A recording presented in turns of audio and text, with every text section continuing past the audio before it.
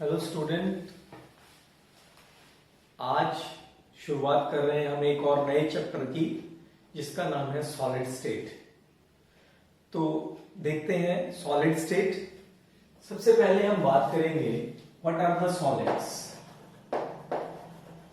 छोटी क्लासेस में जैसे हम पढ़ते आ रहे हैं, solids are the substances, the state of matter that possess definite shape and definite volume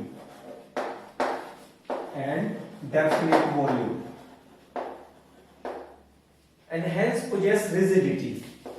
इसी की वजह से जो सब्सटेंसेस होते हैं वो रिजिड होते हैं, यानी वो सब्सटेंस मैटर की वो फॉर्म जिसका वॉल्यूम और जिसकी शेप फिक्स होती है, जिसकी वजह से वो रिजिड होते हैं, उनको हम क्या बोलते हैं? सॉलिड्स बोलते हैं। अब क्वेश्चन ये उठता है कि सॉलिड्स रिजिड क्यों होते हैं। इसका हमें आंसर मिलेगा जब हम सॉलिड्स की कुछ प्रॉपर्टीज स्टडी करेंगे। सॉलिड्स में जो इंटरमॉलिक्यूलर डिस्टेंसेस होते हैं, दे have the short intermolecular distances.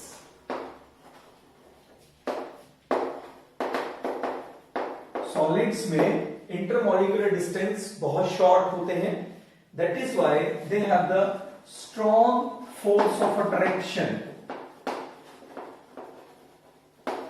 Attraction constituent particles के बीच में बहुत स्ट्रॉन्ग होती है, जिसकी वजह से hence they possess the rigidity. They can occupy the fix positions. जो कॉन्स्टिट्यूएंट पार्टिकल्स होते हैं सॉलिड्स के, वो फिक्स पोजीशन ऑक्युपाई करते हैं। They can oscillate only about their mean positions. अपनी मीन पोजीशंस पर ही केवल जो कॉन्स्टिट्यूएंट पार्टिकल्स होते हैं वो ऑसिलेट कर सकते हैं। यही कारण है कि जो सॉलिड्स होते हैं उनकी जो पोजीशन, उनकी जो शेप होती है वो डेफिनेट होती है। जो सॉलिड्स होते हैं दे आर ऑलमोस्ट इनकम्प्रेसिबल। ये भी पूछा जा सकता है कि why the solids are incompressible.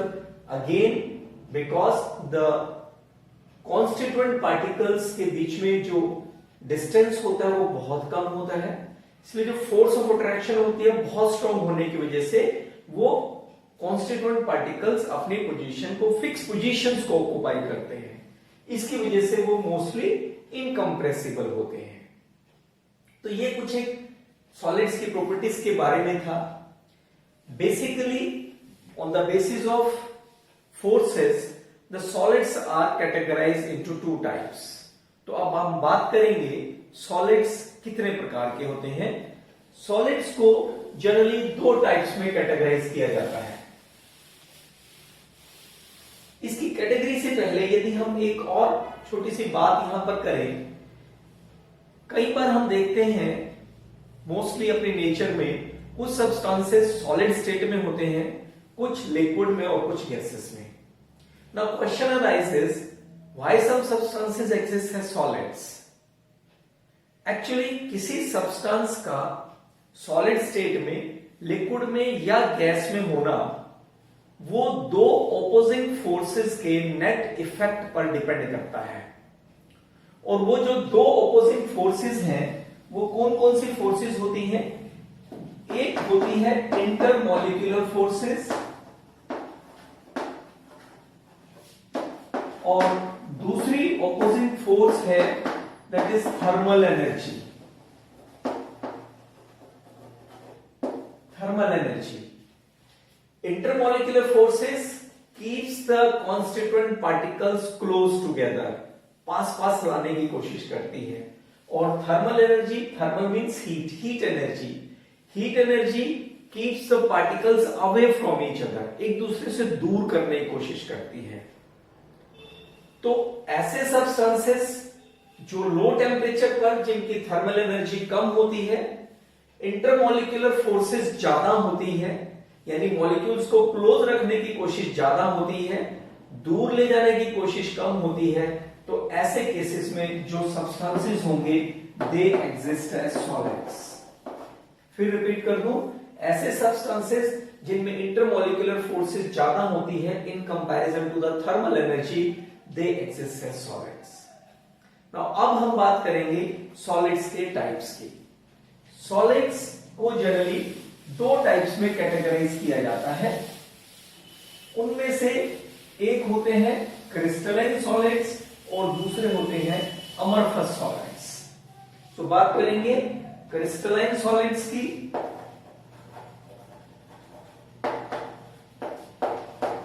And amorphous solids की।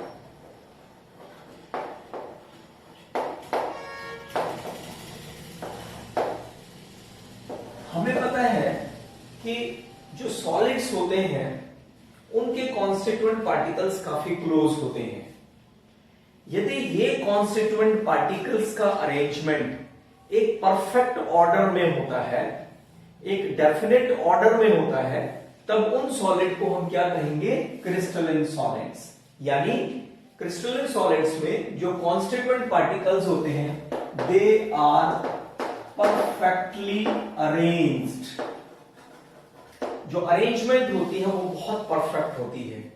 इतनी परफेक्ट होती है अरेंजमेंट कि bye knowing the arrangement of constituent particles on the one side of the solid crystal के किसी एक साइड पर यदि हमें अरेंजमेंट का पता चल जाए तो उसके बेस पर हम उस सॉलिड के, उस क्रिस्टल के दूसरे एंड पर बता सकते हैं कि वहां अरेंजमेंट क्या होगी, यानी वही सेम अरेंजमेंट होगी। दैट इज वाई जो क्रिस्टलाइन सॉलिड्स होते हैं they are said to be long range order solid, इसलिए उनको लॉन्ग रेंज ऑर्डर कहा जाता है। लेकिन जो अमरफस सॉलिड्स होते हैं इनमें जो अरेंजमेंट होती है वो नॉट इन परफेक्ट ऑर्डर में अरेंजमेंट नहीं होती है। जो कॉन्स्टिट्यूएंट पार्टिकल्स होते हैं वो डिसऑर्डर्ड होते हैं। That is why they are said to be short range order solids, इसलिए इनको शॉर्ट रेंज ऑर्डर भी कहा जाता है। क्रिस्टलाइन सॉलिड्स का जो मेल्टिंग पॉइंट होता है दे have the sharp melting point, means किसी एक पर्टिकुलर टेम्परेचर पर ही जितना भी क्रिस्टलाइन सॉलिड आपको दिया होता है एक पर्टिकुलर टेम्परेचर पर ही सारा मेल्ट कर जाता है, इसलिए इनका मेल्टिंग पॉइंट बड़ा शार्प होता है। That is why they have the definite heat of fusion, इसीलिए उनकी जो हीट ऑफ फ्यूजन है वो डेफिनेट कही जाती है, फिक्स कही जाती है। परंतु अमरफस सॉलिड्स के केस में दे हैव द रेंज और you can say diffused melting point. Sharp melting point नहीं होता है, रेंज ऑफ मेल्टिंग पॉइंट होता है। मतलब पहले थोड़ा सा मेल्ट हुआ, फिर थोड़ा और ज्यादा सॉफ्ट हो गया, फिर और मेल्ट कर दिया, इस तरीके से। इसीलिए उनकी they do not have definite heat of fusion, इसीलिए कहा गया है कि इनकी डेफिनेट हीट ऑफ फ्यूजन नहीं होती है। इसके एग्जांपल्स की यदि हम बात करें, फॉर एग्जांपल सोडियम क्लोराइड है, जिंक सल्फाइड है, या मेटल और नॉन मेटल सॉलिड्स एलिमेंट्स हैं, वो सभी इसी कैटेगरी में आएंगे। और अमरफस सॉलिड्स में जैसे आपका रबर हो गया, प्लास्टिक हो गया, ग्लास हो गया, तो इस टाइप के ये एग्जांपल्स हमारे अमरफस सॉलिड्स के होते हैं। जब क्रिस्टलाइन सॉलिड्स को आप किसी शार्प एज्ड इंस्ट्रूमेंट से काटते हैं, ब्लेड से या चाकू से काटते हैं, दे शो ए क्लीन कट देते हैं बिल्कुल। जब आप उनको किसी नाइफ से या किसी ब्लेड से काटते हैं, but they undergo an irregular breakage. ये एक इर्रेगुलर ब्रेकेज शो करते हैं जब भी इनमें आप इनको काटना चाहते हैं। जो क्रिस्टलाइन सॉलिड्स होते हैं they are the true solids,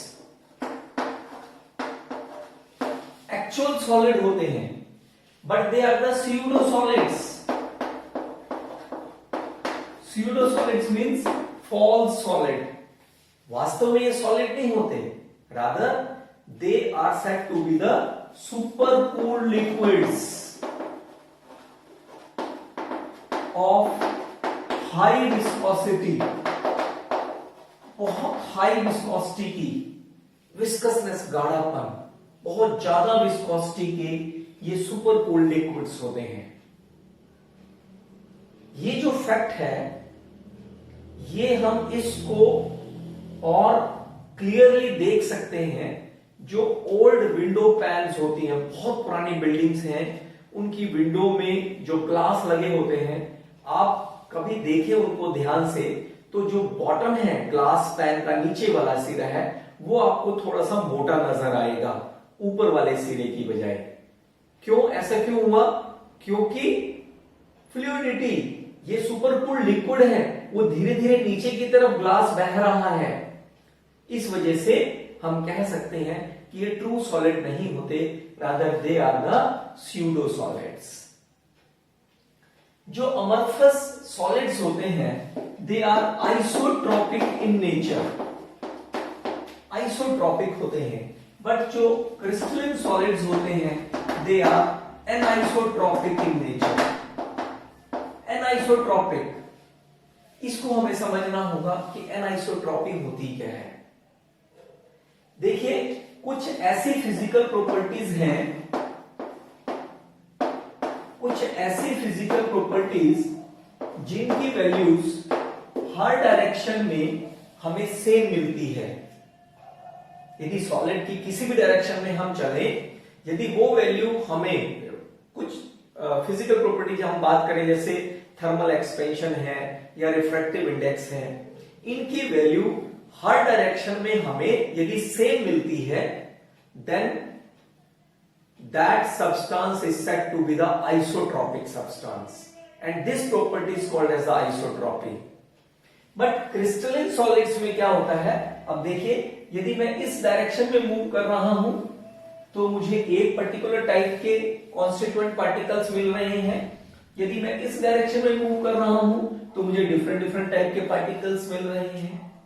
that is why जो क्रिस्टलिन सब्सटेंस होते हैं they are anisotropic in nature, while जो अमरफस सॉलिड्स होते हैं they are isotropic in nature. तो इस तरीके से हम ये कुछ एक डिफरेंस, यदि हमसे अलग से पूछा जाता है एग्जाम में कि what are the crystalline solids, what are their characteristics, तो हम इतना कुछ लिख सकते हैं, डिटेल एक्सप्लेन दे सकते हैं। और यदि डिफरेंशिएशन में आता है कि differentiate between crystalline and amorphous solids, तो हम इनको इस टाइप से डिस्टिंग्विश करके भी दिखा सकते हैं। तो ये था difference between the crystalline and the amorphous solids.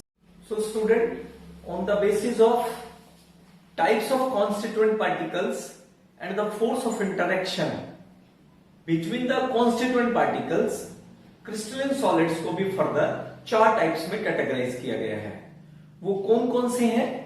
First है इसमें आयनिक सॉलिड्स,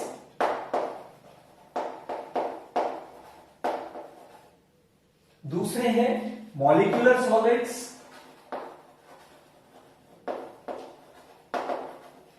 तीसरे हैं कोवलेंट सॉलिड्स जिनको नेटवर्क सॉलिड्स भी कहा जाता है, और फोर्थ होते हैं मेटालिक सॉलिड्स। हमने इस तरह से इनको इसलिए लिखा है ताकि हम इनकी कंपैरेटिव स्टडी भी साथ साथ कर सकें। तो सबसे पहले हम बात करेंगे आयनिक सॉलिड्स की। आयनिक सॉलिड्स, सपोज जैसे हम बात कर रहे हैं सोडियम क्लोराइड की या जिंक सल्फाइड की, इसमें जो कॉन्स्टिट्यूएंट पार्टिकल्स होते हैं, कॉन्स्टिट्यूएंट पार्टिकल्स, कॉन्स्टिट्यूएंट का मतलब जिनसे वो सॉलिड मिलकर बना है, जो कॉन्स्टिट्यूएंट पार्टिकल्स होते हैं दे आर द आयंस। जैसे सोडियम क्लोराइड है, किससे बना है? सोडियम आयन और क्लोराइड आयन से, इसलिए कॉन्स्टिट्यूएंट पार्टिकल्स क्या हुए? आयंस। और हमें पता है आयंस के बीच में जो फोर्स ऑफ अट्रैक्शन होती है वो होती है electrostatic force of attraction, electrostatic, जिसको हम कूलम्बिक फोर्स ऑफ अट्रैक्शन भी कहते हैं। और ये जो इलेक्ट्रोस्टैटिक फोर्स ऑफ अट्रैक्शन होती है बहुत ही स्ट्रॉन्ग फोर्स होती है, और इसी स्ट्रॉन्ग फोर्स की वजह से जो आयनिक सॉलिड्स होते हैं they are hard and brittle, they are hard and brittle. क्योंकि फोर्स ऑफ अट्रैक्शन बहुत स्ट्रॉन्ग होती है, हार्ड होते हैं, इसलिए इनका जो मेल्टिंग पॉइंट होगा वो भी हाई होगा, दे have the high melting point.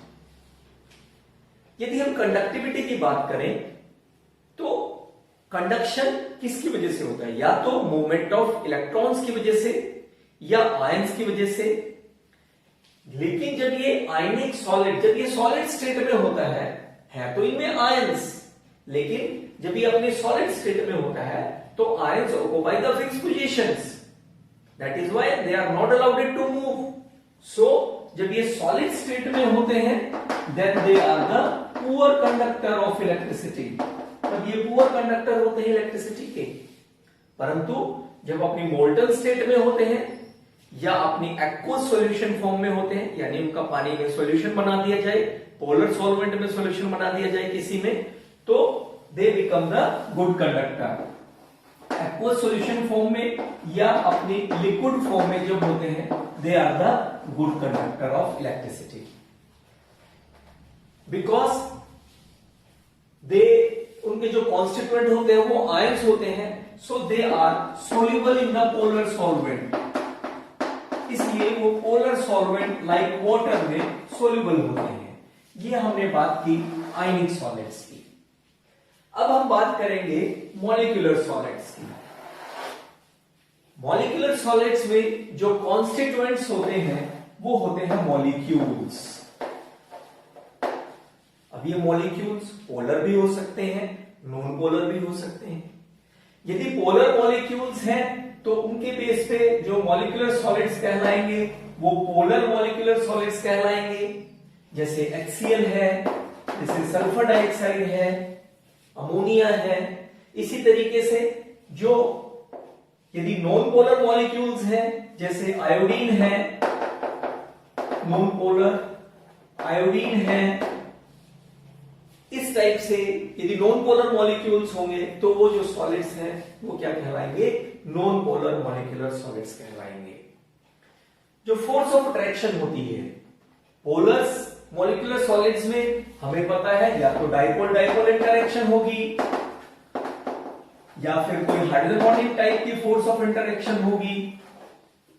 और नॉन पोलर में ये हमने पहले पढ़ा है, नॉन पोलर में कौन सी फोर्स होती है, ऑफ कोर्स डिस्पर्शन फोर्सेस, या इनको हम लंडन फोर्सेस भी कहते हैं। ये जो लंडन फोर्सेस हैं या डिस्पर्शन फोर्सेस, जिसको हम instantaneous dipole and instantaneous induced dipole interaction भी कहते हैं, ये बहुत वीक फोर्सेस होती हैं। यदि वीक फोर्सेस है तो इसका मतलब इनका मेल्टिंग पॉइंट क्या होगा, लो होगा। यदि हार्डनेस की पहले बात करें, क्योंकि वीक फोर्स है so they are generally soft. यदि सॉफ्ट है तो इनका मेल्टिंग पॉइंट भी क्या होगा, लो मेल्टिंग पॉइंट होगा। फोर्स ऑफ अट्रैक्शन वीक है और लगभग उससे comparatively little bit greater force of attraction, हल्की सी ज्यादा फोर्स ऑफ अट्रैक्शन ये dipole dipole interaction polar molecules में होती है, लेकिन इतनी ज्यादा नहीं होती कि वो हार्ड हो पाए। इसलिए ये भी क्या होते हैं, जनरली सॉफ्ट होते हैं और इनका मेल्टिंग पॉइंट भी क्या होता है, कम होता है।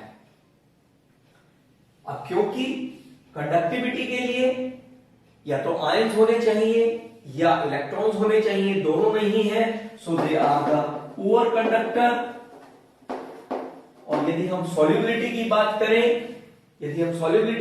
करें, जो पोलर मॉलिक्यूल्स होंगे या जो हाइड्रोजन बॉन्डिंग जिनमें होगी, they are the soluble in water, but जो नॉन पोलर होंगे they are insoluble in water, वो इनसॉल्युबल होते हैं वाटर में। सो इस टाइप से ये हमने दूसरे मॉलिक्यूलर सॉलिड्स की बात की, दूसरे टाइप के क्रिस्टलाइन सॉलिड्स जिनको हमने मॉलिक्यूलर सॉलिड्स का नाम दिया। तीसरे टाइप के जो होते हैं वो कोवलेंट सॉलिड्स होते हैं, जिनको हम नेटवर्क सॉलिड्स भी कहते हैं। नेटवर्क सॉलिड्स, इनमें जो कॉन्स्टिट्यूएंट्स पार्टिकल्स होते हैं they are the non metal atom. ये इनके कॉन्स्टिट्यूएंट पार्टिकल्स होते हैं। एग्जांपल्स की यदि हम बात करें, जैसे डायमंड है या जैसे ग्रेफाइट है, इस टाइप के एग्जांपल्स इस कैटेगरी में आ जाते हैं। सिलिका है, तो उस टाइप के हम एग्जांपल्स इसमें कंसीडर करते हैं। अब यदि हम फोर्स ऑफ इंटरेक्शन की बात करें, कोवलेंट सॉलिड्स यानी they are held together, these atoms are held together by the covalent bonding, यानी इनमें जो फोर्स ऑफ अट्रैक्शन होती है वो क्या होती है, कोवलेंट बॉन्डिंग होती है। और हमें पता है covalent bond which is formed by the sharing of electron, mutual sharing of electron between the bonded atoms, force of attraction strong होती है। स्ट्रॉन्ग फोर्स ऑफ अट्रैक्शन की वजह से definitely they are also hard, little bit hard। क्योंकि force of attraction strong है इसलिए they have the high melting point, melting point उनका high होगा। यदि हम कंडक्टिविटी की बात करें, because they do not have any electron or ions, so they are poor conductor, they are poor conductor of electricity, but exception is always there. यदि मैं diamond की बात करता हूं, डायमंड में एक इलेक्ट्रॉन एक कार्बन एटम 4 कार्बन एटम से कोवलेंटली लिंक कर रहा है। यानी कार्बन के वैलेंस शेल में जो 4 इलेक्ट्रॉन थे, 4 के 4 इलेक्ट्रॉन बॉन्ड फॉर्मेशन में इन्वॉल्व हो रहे हैं। So no free electron is available, that is diamond is poor conductor of electricity. But what about the graphite? Graphite में आपने पढ़ा है कि एक कार्बन एटम 3 कार्बन एटम के साथ कोवलेंटली लिंक करके हेक्सागोनल रिंग्स बनाता है। वो हेक्सागोनल रिंग्स हेक्सागोनल लेयर्स बनाती हैं। इसका मतलब क्या हुआ कि एक कार्बन के 3 इलेक्ट्रॉन बॉन्ड बनाने में इन्वॉल्व हो गए, बट एक इलेक्ट्रॉन फ्री रहा। So because of the availability of the free electron, the graphite becomes a good conductor. So यहां पर ये ध्यान रखिए कि graphite is the exception. So this is all about the covalent solids. हम अब बात करेंगे फोर्थ टाइप के मेटालिक सॉलिड्स की, फोर्थ टाइप के क्रिस्टलाइन सॉलिड्स की, which are called as the metallic solids. In metallic solid the constituents are the positive charge colonel's and mobile electrons। ये जो पॉजिटिव चार्ज कर्नल्स होते हैं ये क्या होते हैं? हमें पता है कि मेटल एटम्स की जो आयनाइजेशन एनर्जी होती है वो कम होती है। They can easily lose their electrons. Electron के लूज करने के बाद जो पॉजिटिव चार्ज स्पीशीज बचता है that is called as the kernels. Metallic bonding क्या होती है? तो इसमें कॉन्स्टिट्यूएंट्स क्या हुए? Positive charge kernels and the mobile electrons. So metallic bond फिर क्या हुआ? The force of attraction between these positive charge kernels. आप कहेंगे जी पॉजिटिव चार्ज में कैसे अट्रैक्शन होगी? Through the mobile electrons. ये पॉजिटिव चार्ज कर्नल्स, ये इलेक्ट्रॉन पॉजिटिव चार्ज कर्नल्स, इनमें अट्रैक्शन है, लेकिन through this mobile electron. This force of attraction is called as a metallic bonding. और यही मेटालिक बॉन्डिंग होती है मेटालिक सॉलिड्स में। इसको हमने और +1 में डिटेल में स्टडी किया है जब हमने पढ़ा था इलेक्ट्रॉन सी मॉडल। वहां पर हमने कहा था कि मेटल्स में there is a sea of electrons and positively charged kernels are immersed into it. एक इलेक्ट्रॉन का एक बहुत बड़ा समुद्र है और उसके अंदर पॉजिटिवली चार्ज कर्नल्स को इमर्स किया हुआ है, जिसकी वजह से पॉजिटिव चार्ज कर्नल्स में अट्रैक्शन है, लेकिन इन मोबाइल इलेक्ट्रॉन्स के थ्रू। सो कॉन्स्टिट्यूएंट्स क्या हुए फिर मेटालिक सॉलिड्स के? Positive charge kernels and the mobile electrons. ये force of attraction metallic bonding, ये बहुत स्ट्रॉन्ग फोर्स ऑफ अट्रैक्शन होती है जो डिपेंड करती है नंबर ऑफ अनपेड इलेक्ट्रॉन्स पर। ये हम आगे आने वाले चैप्टर्स में पढ़ेंगे कि जितने ज्यादा अनपेड इलेक्ट्रॉन्स होते हैं उतनी ज्यादा मेटालिक बॉन्डिंग स्ट्रॉन्ग होती है। ये आगे आने वाला टॉपिक है हमारा। तो क्योंकि ये मेटालिक बॉन्डिंग स्ट्रॉन्ग होती है तो ये जो सॉलिड्स होते हैं metallic solids, they are also hard. लेकिन जिनमें मेटालिक बॉन्डिंग वीक होगी they are little bit soft. For example mercury की यदि हम बात करें, यदि मेटालिक बॉन्डिंग स्ट्रॉन्ग है so they have the high melting point and because of the availability of free electrons they are the good conductor of electricity. They are the good conductor of electricity. और यदि हम इनकी बात करें जैसे they are the malleable, they are malleable in nature, means आप उनको hammering करके बीट करके हैमर से आप उनको पतली चादरों में बदल सकते हैं। They are the ductile, they have the metallic luster, they are sonorous and they are the good conductor of heat as well. तो ये सारी मेटालिक सॉलिड्स की प्रॉपर्टीज आ जाती हैं। सो ये थे हमारे types of the crystalline solids.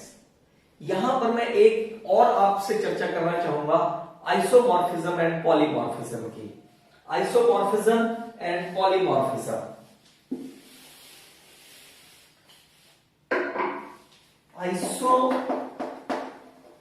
Morphism and polymorphism.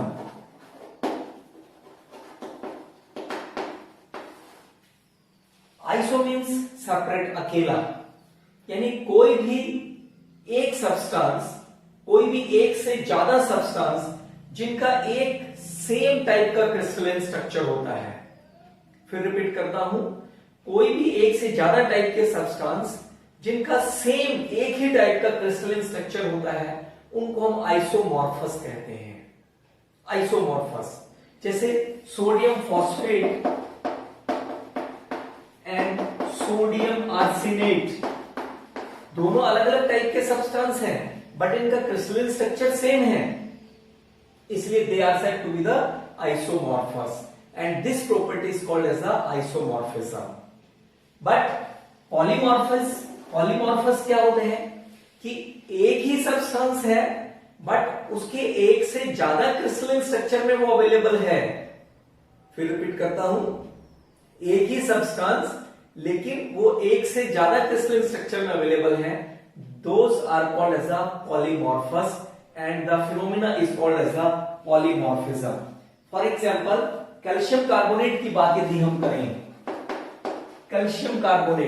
Calcium carbonate दो फॉर्म में एग्जिस्ट करता है, कैल्साइट एंड एगोनाइट।